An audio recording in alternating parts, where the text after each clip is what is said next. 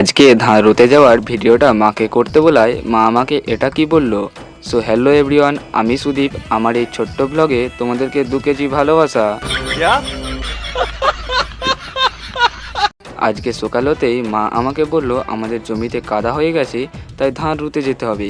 তাই আমি ঝটপট রেডি হয়ে ধান রোয়া দড়ি, লাঠি, কোদাল, জল নিয়ে বেরিয়ে গেলাম। তারপর ধানের যে তোলা জমি রয়েছে সেখান থেকে বীজ তুলতে গেলাম, আর মাকে বললাম ভিডিওটা করে দিতে।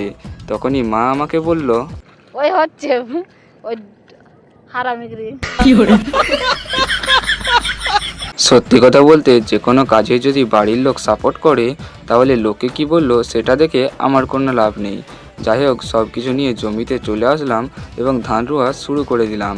যদিও আমি ভালোভাবে ধান রুতে পারি না, তবুও নিজেদের জমি বলে পুরো জমিটাকেই রুয়ে ফেললাম।